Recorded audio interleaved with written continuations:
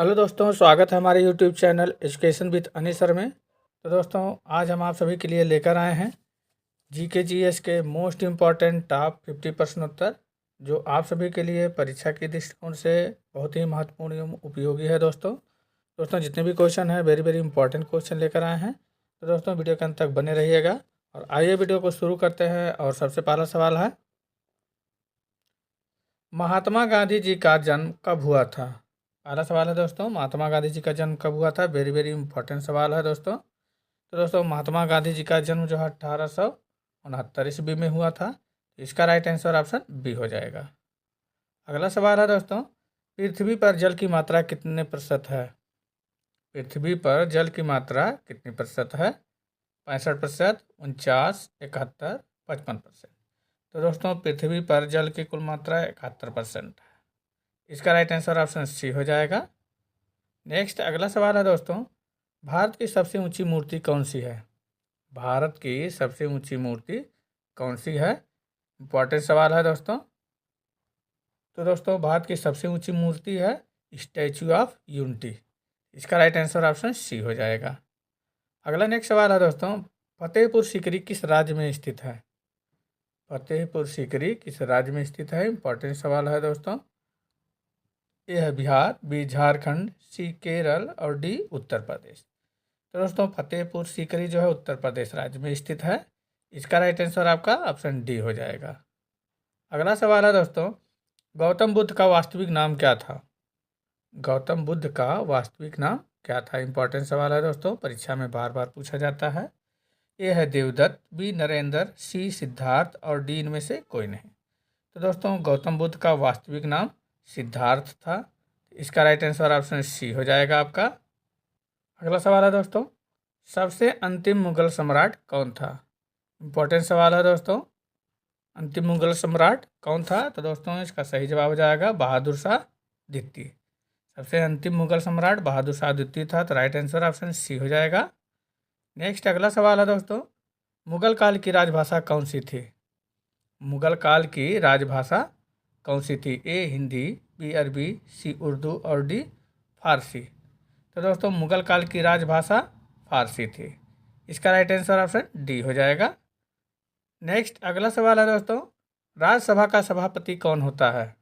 राज्यसभा का सभापति कौन होता है? वेरी वेरी इंपॉर्टेंट सवाल है दोस्तों, परीक्षा में बार बार पूछा गया है। तो दोस्तों राज्यसभा का सभापति उपराष्ट्रपति होता है। तो इसका राइट आंसर ऑप्शन डी हो जाएगा। राज्यसभा का सभापति उपराष्ट्रपति होता है, याद कर लेना है दोस्तों। वीडियो में आगे बढ़ने से पहले आपसे इसे कहना है कि यदि आप हमारे चैनल पर पहली बार हैं, चैनल को अभी तक सब्सक्राइब नहीं किए हैं तो प्लीज़ चैनल को सब्सक्राइब अवश्य कर लेंगे।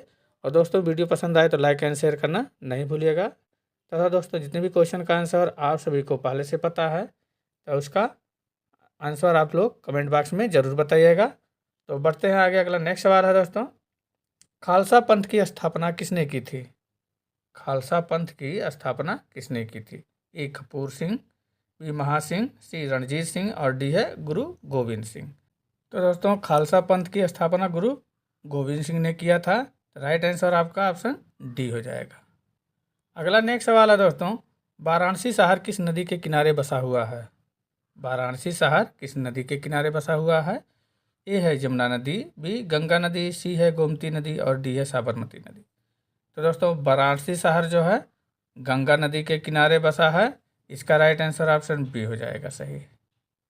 अगला सवाल है दोस्तों, सम्राट अशोक किसके उत्तराधिकारी थे? सम्राट अशोक किसके उत्तराधिकारी थे? तो दोस्तों सम्राट अशोक जो है बिंदुसार के उत्तराधिकारी थे। इसका राइट आंसर आपका ऑप्शन सी हो जाएगा। सम्राट अशोक बिंदुसार के उत्तराधिकारी थे। नेक्स्ट अगला सवाल है दोस्तों, महात्मा गांधी जी को अधनंगा फकीर किसने कहा? महात्मा गांधी जी को अधनंगा फकीर किसने कहा? ए है जिन्ना, बी चर्चिल, सी माउंटबेटन और डी हिटलर। तो दोस्तों महात्मा गांधी जी को अधनंगा फकीर चर्चिल ने कहा था। तो दोस्तों इसका राइट आंसर ऑप्शन बी हो जाएगा सही। महात्मा गांधी जी को अधनंगा फकीर विंस्टन चर्चिल ने कहा था। नेक्स्ट अगला सवाल है दोस्तों, निम्नलिखित में से कौन संत महाराष्ट्र से थे? निम्न में से कौन संत महाराष्ट्र से थे? ए मैत्रेयी, बी तुकाराम, सी त्यागराज और डी है व्यास। तो दोस्तों इसका सही जवाब हो जाएगा तुकाराम। तुकाराम जो है महाराष्ट्र से थे, तो राइट आंसर आपका ऑप्शन बी हो जाएगा सही। आइए अगला सवाल है दोस्तों, किसने कहा था दिल्ली अभी दूर है? किसने कहा था दिल्ली अभी दूर है? इंपॉर्टेंट सवाल है दोस्तों। फिरोज शाह तुगलक ने, निजामुद्दीन औलिया ने, अमीर खुसरो ने, प्रयागराज ने। तो दोस्तों इसका सही जवाब हो जाएगा निजामुद्दीन औलिया। निजामुद्दीन औलिया ने कहा था कि दिल्ली अभी दूर है, तो इसका राइट आंसर ऑप्शन बी हो जाएगा सही। अगला सवाल है दोस्तों, ईसा मसीह का जन्म कहाँ हुआ था?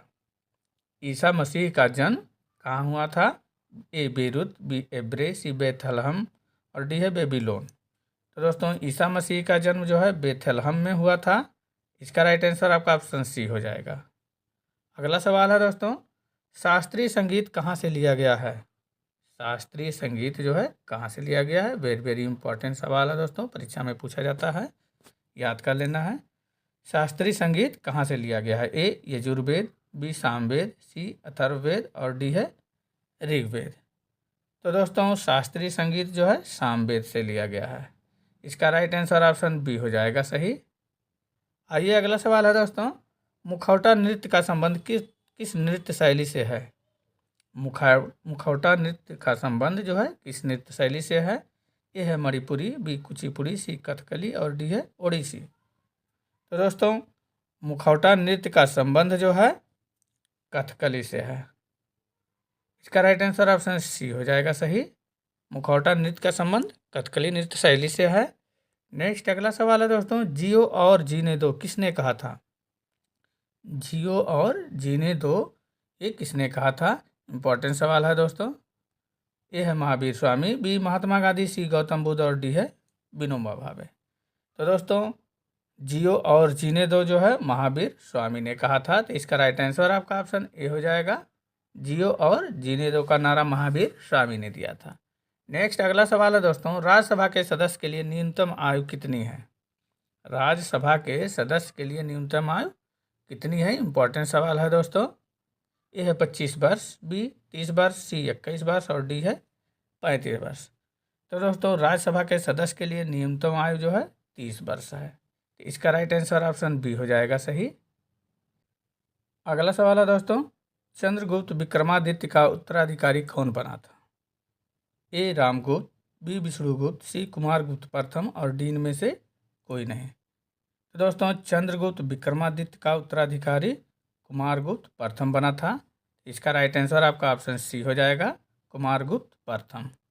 नेक्स्ट अगला सवाल है दोस्तों, भारत में किस स्थान पर सबसे कम वर्षा होती है? भारत में किस स्थान पर सबसे कम वर्षा होती है? इंपॉर्टेंट सवाल है दोस्तों। ये है मथुरा, बी लेह, सी जैसलमेर और डी है मासिन राम। तो दोस्तों भारत में लेह नामक स्थान पर सबसे कम वर्षा होती है, तो इसका राइट आंसर ऑप्शन बी हो जाएगा।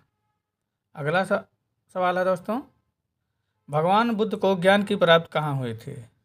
भगवान बुद्ध को ज्ञान की प्राप्ति कहाँ हुई थी?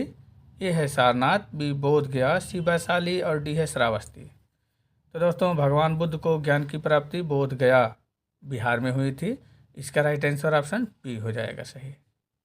अगला सवाल है दोस्तों, महाभारत की रचना किस भाषा में हुई थी? महाभारत की रचना किस भाषा में हुई थी? ए है संस्कृत, बी हिंदी, सी पाली और डी है प्राकृत। तो दोस्तों महाभारत की रचना संस्कृत भाषा में हुई थी, तो इसका राइट आंसर ऑप्शन ए हो जाएगा सही, संस्कृत में। नेक्स्ट अगला सवाल है दोस्तों, गुप्त समाज की स्थापना किसने की थी? गुप्त समाज की स्थापना किसने की थी? ए है समुद्रगुप्त, बी श्रीगुप्त, सी चंद्रगुप्त और डी ब्रह्मागुप्त। तो दोस्तों गुप्त समाज की स्थापना श्रीगुप्त ने किया था। इसका राइट आंसर ऑप्शन बी हो जाएगा, गुप्त समाज की स्थापना श्रीगुप्त ने किया था। नेक्स्ट अगला सवाल है दोस्तों, अंगूर की खेती को क्या कहा जाता है? अंगूर की खेती को क्या कहा जाता है? इंपॉर्टेंट सवाल है दोस्तों। तो दोस्तों अंगूर की खेती को विटीकल्चर कहा जाता है। इसका राइट आंसर ऑप्शन ए हो जाएगा, विटीकल्चर कहा जाता है। नेक्स्ट अगला सवाल है दोस्तों, वेनेजुएला के घास के मैदान को क्या कहा जाता है? वेनेजुएला के घास के मैदान को क्या कहा जाता है? ऑप्शन है ए प्रेरी, बी सवाना, सी लानोज और डी है पंपास। तो दोस्तों वेनेजुएला के घास के मैदान को लानोज कहा जाता है। इसका राइट आंसर ऑप्शन सी हो जाएगा, लानोज कहा जाता है। नेक्स्ट अगला सवाल है दोस्तों, फूलों की घाटी किस राज्य में स्थित है? फूलों की घाटी किस राज्य में स्थित है? तो दोस्तों फूलों की घाटी उत्तराखंड राज्य में स्थित है। तो इसका राइट आंसर ऑप्शन ए हो जाएगा सही, उत्तराखंड में। नेक्स्ट अगला सवाल है दोस्तों, नोबेल पुरस्कार प्राप्त करने वाले प्रथम भारतीय कौन थे? नोबेल पुरस्कार प्राप्त करने वाले प्रथम भारतीय कौन थे? ए है Mother Teresa, B CV. Raman, C है रविंद्रनाथ टैगोर और डी है अमर्त्य सेन। तो दोस्तों नोबेल पुरस्कार प्राप्त करने वाले पहले भारतीय रविंद्रनाथ टैगोर थे। इम्पोर्टेंट सवाल है दोस्तों, रट लेना है। नोबेल पुरस्कार प्राप्त करने वाले प्रथम भारतीय रविंद्रनाथ टैगोर थे। तो राइट ऑप्शन सी हो जाएगा सही। अगला सवाल है दोस्तों, भारत का प्रथम नागरिक किसे कहा जाता है? भारत का प्रथम नागरिक किसे कहा जाता है? ऑप्शन है ए राष्ट्रपति, बी प्रधानमंत्री, सी है मुख्यमंत्री और डी है उपराष्ट्रपति। तो दोस्तों भारत का प्रथम नागरिक जो है राष्ट्रपति को कहा जाता है। इसका राइट आंसर ऑप्शन ए हो जाएगा सही, राष्ट्रपति को प्रथम नागरिक कहा जाता है। अगला सवाल है दोस्तों, हवा में किस गैस की मात्रा सर्वाधिक होती है? हवा में किस गैस की मात्रा सर्वाधिक होती है?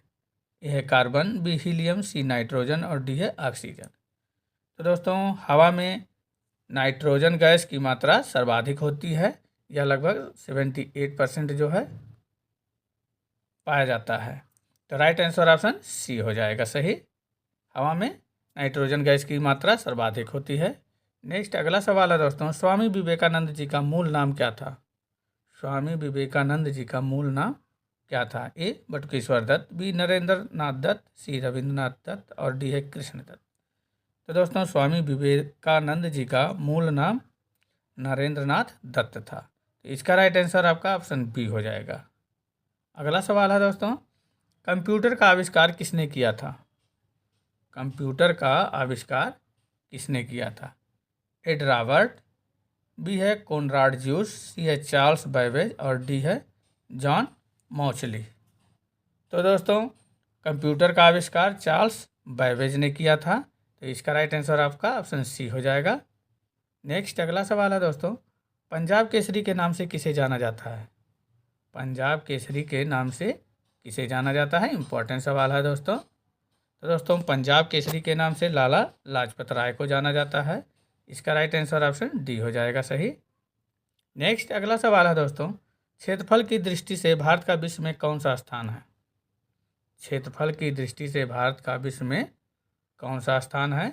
ए है दूसरा, बी तीसरा, सी पाँचवा और डी है सातवां। तो दोस्तों क्षेत्रफल की दृष्टि से भारत का विश्व में 7वां स्थान है। इसका राइट आंसर ऑप्शन डी हो जाएगा।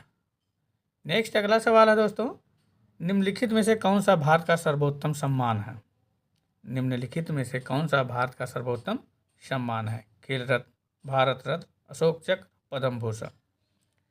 तो दोस्तों इसका सही जवाब हो जाएगा भारत रत्न। भारत रत्न जो है भारत का सर्वोत्तम सम्मान है। इसका राइट आंसर ऑप्शन बी हो जाएगा, भारत रत्न। नेक्स्ट अगला सवाल है दोस्तों, भारत में सबसे ज़्यादा वन किस क्षेत्र में पाए जाते हैं? भारत में सबसे ज़्यादा वन क्षेत्र किस राज्य में पाए जाते हैं? ए है केरल, बी बिहार, सी असम और डी मध्य प्रदेश। तो दोस्तों भारत में सबसे ज़्यादा वन क्षेत्र जो है मध्य प्रदेश राज्य में पाए जाते हैं।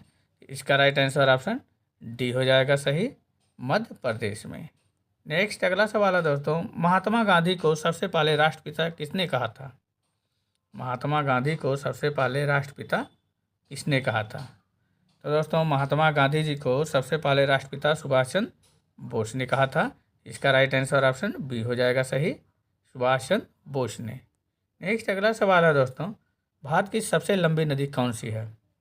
भारत की सबसे लंबी नदी कौन सी है? इंपॉर्टेंट सवाल है दोस्तों। तो दोस्तों भारत की सबसे लंबी नदी गंगा नदी है। इसका राइट आंसर आपका ऑप्शन ए हो जाएगा सही। नेक्स्ट अगला सवाल है दोस्तों, एक नवजात शिशु के शरीर में कितनी हड्डियां होती हैं? एक नवजात शिशु के शरीर में कितनी हड्डियां होती हैं? तो दोस्तों एक नवजात शिशु के शरीर में कुल 300 हड्डियां होती हैं। इसका राइट आंसर आपका ऑप्शन सी हो जाएगा सही। अगला सवाल है दोस्तों, नेक्स्ट है ब्रह्म समाज के संस्थापक कौन थे। ब्रह्म समाज के संस्थापक कौन थे। ए दयानंद सरस्वती, बी महात्मा गांधी, सी है राजा राम मोहन राय और डी है लोकमान्य तिलक। तो दोस्तों ब्रह्म समाज के संस्थापक राजा राम मोहन राय थे। इंपॉर्टेंट सवाल है दोस्तों, इसका राइट आंसर ऑप्शन सी हो जाएगा। नेक्स्ट अगला सवाल है दोस्तों, भारत का राष्ट्रीय गीत किसने लिखा। भारत का राष्ट्रीय गीत किसने लिखा। तो दोस्तों भारत का राष्ट्रीय गीत बंकिम चंद्र चटर्जी ने लिखा था। इसका राइट आंसर आपका ऑप्शन ए हो जाएगा सही। नेक्स्ट अगला सवाल है दोस्तों, नई दिल्ली भारत की राजधानी कब बनी। नई दिल्ली भारत की राजधानी कब बनी थी। इंपॉर्टेंट सवाल है दोस्तों। तो दोस्तों नई दिल्ली भारत की राजधानी सन 1911 में बनी थी। इसका राइट आंसर ऑप्शन बी हो जाएगा सही। नेक्स्ट अगला सवाल है दोस्तों, जनसंख्या की दृष्टि से भारत का सबसे बड़ा राज्य कौन सा है। जनसंख्या की दृष्टि से भारत का सबसे बड़ा राज्य कौन सा है। ए बिहार, बी उत्तर प्रदेश, सी राजस्थान और डी है मध्य प्रदेश। तो दोस्तों जनसंख्या की दृष्टि से भारत का सबसे बड़ा राज्य उत्तर प्रदेश राज्य है। इसका राइट आंसर आपका ऑप्शन बी हो जाएगा सही। अगला सवाल है दोस्तों, जनसंख्या की दृष्टि से भारत का सबसे छोटा राज्य कौन सा है। जनसंख्या की दृष्टि से भारत का सबसे छोटा राज्य कौन सा है। ए है गोवा, बी मेघालय, सी मिजोरम और डी है सिक्किम। तो दोस्तों जनसंख्या की दृष्टि से भारत का सबसे छोटा राज्य जो है सिक्किम राज्य है। इसका राइट आंसर ऑप्शन डी हो जाएगा सही। नेक्स्ट अगला सवाल है दोस्तों, वर्तमान में भारत में कुल कितने ज़िले हैं। वर्तमान में भारत में कुल कितने ज़िले हैं। वेरी वेरी इंपॉर्टेंट सवाल है दोस्तों। ए है 797, बी 697, सी है 597 और डी है 497। तो दोस्तों वर्तमान में भारत में कुल 797 ज़िले हैं। इसका राइट आंसर आपका ऑप्शन ए हो जाएगा सही। कुल 797 ज़िले हैं। नेक्स्ट अगला सवाल है दोस्तों, भारत का सबसे बड़ा ज़िला कौन सा है। भारत का सबसे बड़ा ज़िला कौन सा है।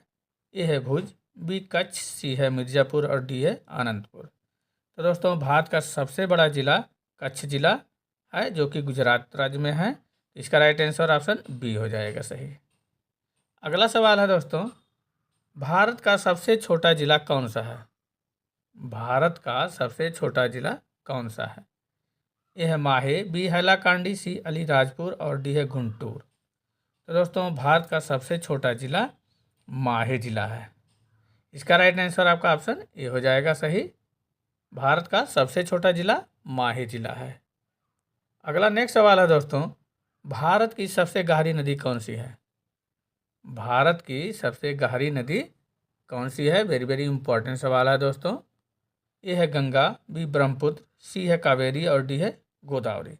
तो दोस्तों ये जो है क्वेश्चन आप सभी के लिए जो है टेस्ट क्वेश्चन है।